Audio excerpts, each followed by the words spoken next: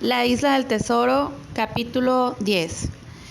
El capítulo se llama ¿Cómo fue abandonada la Española? La Española es el barco donde estaban Flint y todos ellos, ¿ok? Bueno, cuando terminé de referir mi odisea, quise enterarme de cómo mis compañeros habían ido a parar a la empalizada. Y fue el doctor Livesey quien me lo explicó, por lo que el presente capítulo se limitará a transcribir sus palabras, más o menos puntuales en mi recuerdo. Al desembarcar los 13 forajidos bajo la dirección de John el Largo, quedando otros 6 en la Española, se decidió que el doctor y Hunter saltaran a tierra y explorasen el paraje, entre otras razones para ver si aparecía algún rastro del impulsivo Jim Hawkins, como benevolentemente me habían calificado, casi convencidos de que el fin de mi vida terrenal tenía ya un rótulo: Isla del Esqueleto. A menos de 100 metros de la costa y sobre un montículo en el que brotaba un límpido manantial, descubrieron la empalizada, sólido reducto armado con troncos de árboles y capaz de albergar cómodamente a 50 hombres. Lo que más me sedujo, decía Livesey, fue el agua potable, de la que en el barco apenas nos quedaba un barril, y mientras nos refrescábamos en ella, oímos el grito inconfundible de un hombre en trance de muerte violenta. Pensé que te habían asesinado y regresamos a la Española, donde Trelawney y el capitán estaban ajustando las cuentas al timonel con estas palabras: Hans, aquí nos tenéis a 2 hombres dispuestos a mantener nuestra autoridad por encima de todas vuestras maquinaciones. El primero de vosotros que trate de advertir a sus compañeros de tierra puede darse por muerto. Los 6 amotinados se encaminaron a la sentina de proa, sin duda para allí fraguar su plan de batalla, pero al advertir que Redruth les encañonaba desde el fondo, volviéronse hacia cubierta, donde Smalley, pistola en mano, les hizo retroceder de nuevo. ¡Abajo, traidores! Y no volvimos a saber de ninguno de ellos. Entretanto, Joyce se había dedicado a cargar el bote con provisiones para un nuevo desembarco, y Hunter, él y yo alcanzamos la orilla para dejar aquellos pertrechos en la empalizada. Joyce quedó al cuidado mientras nosotros multiplicábamos los viajes hasta que el abastecimiento se dio por satisfactorio. Entonces volví solo al navío. Trelawney me aguardaba en el portalón de popa. Aún cargamos algunos jamones, pólvora, balas yesca, bramante y un mosquete de reserva para cada uno de nosotros. Los demás armas y el resto de la pólvora fueron al agua. Trelawney, Redruth y yo nos instalamos en la canoa, y entonces el capitán, aún sobre cubierta, gritó a los amotinados: muchachos, subid aquí. Como nadie contestará, insistió: Abraham Gray, escúchame, tu capitán abandona el buque y te ordeno que le sigas. Sé que en el fondo eres un buen hombre y aún tienes mi confianza. Medio minuto para que te decidas, Gray. En medio de un estrépito de golpes e imprecaciones, el marinero asomó con una cuchillada en la mejilla. A sus órdenes, capitán, dijo, acercándose, no sin cierta prevención. Minutos después, ambos se nos unían en el bote y remos al tolete nos alejamos a toda prisa de la Española. Pero cuando llegábamos cerca de la orilla, un cañonazo del barco agitó de tal manera las aguas en torno a nuestra embarcación que éste picó de proa y en un instante quedó sumergida a una braza de profundidad. Pudimos alcanzar la playa sin grandes dificultades, pero las provisiones quedaron en el fondo a merced de los peces. Como era de suponer, el disparo de la Española puso en movimiento a nuestros enemigos de tierra, y mientras cruzábamos corriendo el bosquecillo que nos separaba del fortín, 6 amotinados con Anderson a la cabeza aparecieron a nuestra izquierda.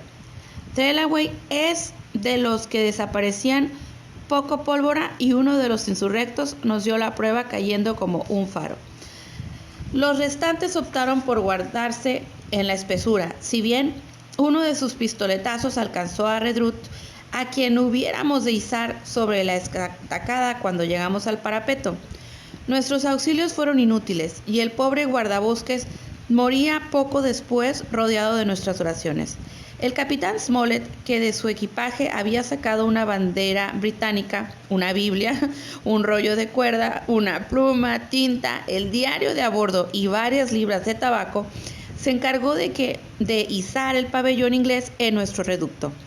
Como si el emblema se hubiera colocado para facilitar la puntería de los hombres de la goleta, no tardaron estos en hacernos blanco de sus iras, largándonos un cañonazo tras otro durante toda la tarde. Gracias a que la escasa fuerza de los proyectiles a tanta distancia les hacía prácticamente inofensivos para nosotros, aunque varios de ellos cayeron dentro de la empanizada, el capitán, aposentado junto a una rústica mesa, tuvo tiempo y humor suficientes para seguir escribiendo en su diario de a bordo, aún con todos los tiroteos que recibíamos. Alejandro Smollett, capitán. David Livesey, médico de la expedición. Abraham Gray, calafete. John Tralloway, armador. John Hunter y Ricardo Joyce, criados de este, son los únicos que han permanecido fieles en la tripulación de este barco La Española. Eso fue lo que escribió el capitán con humor todavía en su diario. Este grupo con víveres para que una semana han desembarcado hoy e izado la bandera inglesa en la empalizada de la Isla del Tesoro. Thomas Redruth, otro sirviente del armador, ha sido muerto por los insurrectos.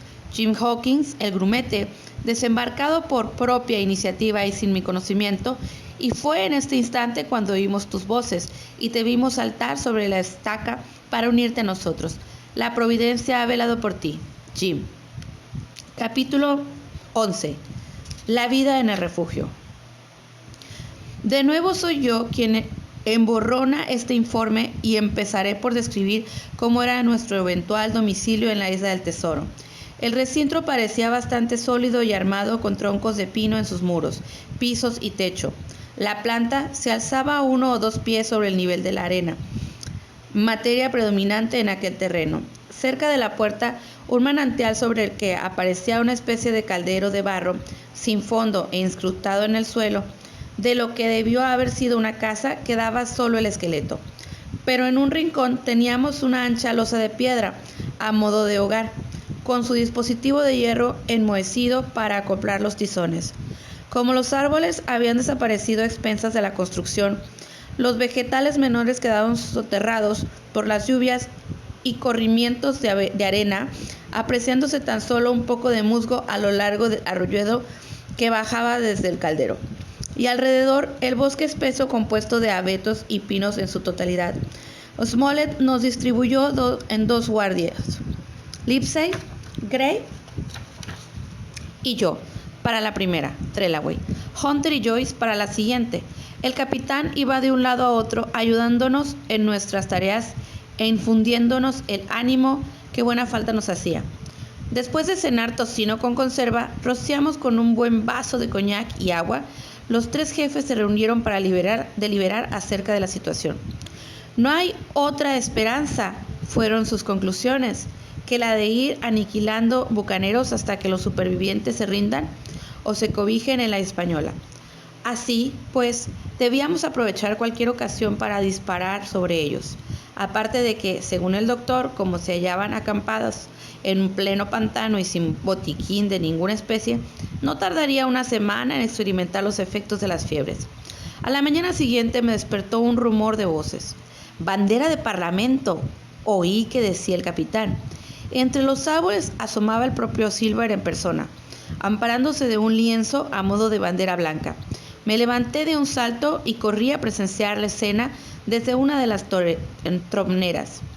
«La guardia del doctor a sus puestos», ordenó Smollett. «Livesey, póngase al norte, Jim al este y Gray al oeste. El otro turno cuidará de cargar los mosquetes.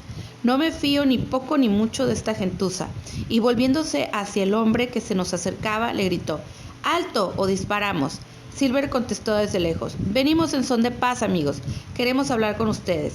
«Mira, desgraciado», le advirtió Smollett, «me quedan muy poquitas palabras para cruzarlas contigo, pero si me las quieres escuchar, ven aquí». El cojo aceptó la invitación con la misma tranquilidad con que podría servir una botella en su taberna, y arrojando la muleta por encima de la estacada, saltó al interior guardando el equilibrio con su única pierna mejor que lo hiciera yo sobre los míos. A todos estos nos sorprendió su vestimenta. una hermosa casaca azul sobrecargada de botones dorados y magnífico sombrero con galones pertenecientes al capitán y de los que se había adueñado. Silver se explicó con una claridad más que meridiana. Mis compañeros y un servidor de ustedes, dijo, nos llevaremos el tesoro, se oponga quien se oponga. Ustedes, en cambio, solo aspiran a salvar a su pelleja, cosa nada fácil en estas circunstancias. Ahora bien, ustedes disponen de un mapa que no les sirve para nada y que nosotros necesitamos. Creo que ya me habrán entendido y no será menester darle muchas vueltas a este asunto, ¿no es así? Como si necesitara tomarse tiempo para la respuesta, el capitán cargó lentamente su pipa y luego de encenderla con igual parsimonia, respondió con la mayor naturalidad: no. Silver, sin inmutarse, continuó hablando. Mi propuesta es la siguiente: ustedes nos entregan el mapa y sus armas y nosotros les damos a elegir entre regresar a bordo una vez cargado el tesoro para que les llevemos a un lugar seguro, o bien, si lo prefieren, se quedan en la isla con víveres y municiones que les proporcionaremos hasta que podamos avisar a un barco que les recoja. ¿Aceptado?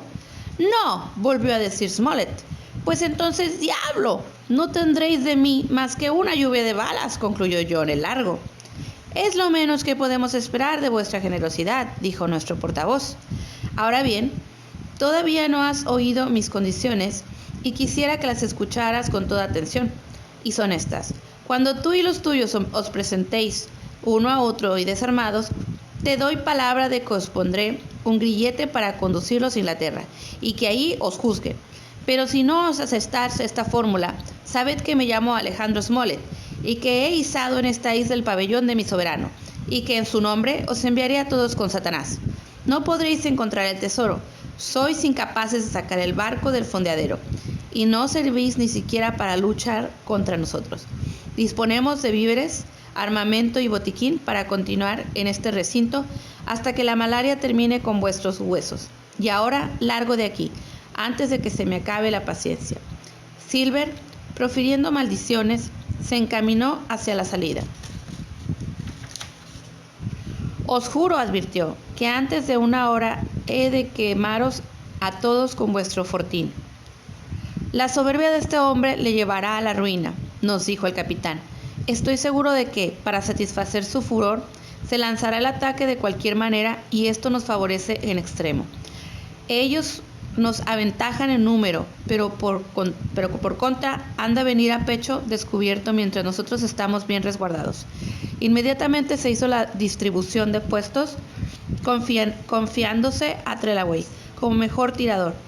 Los 5 aspilleros del lado norte, el capitán y yo, poco hechos a las armas, nos cuidaríamos de ir recargando los 20 mosquetes disponibles y prestar ayuda a quien la necesitara. Una hora más tarde, percibimos los primeros indicios de la cometida, siluetas entre los árboles de bosque inmediato. El disparo inicial lo hizo Joyce contra uno de aquellos bultos, y la respuesta fue una descarga cerrada cuyos impactos llegaron a nuestra posición, pero sin causar daño. Súbitamente un grupo salió de la espesura precipitándose hacia la estacada. Trepaban como monos.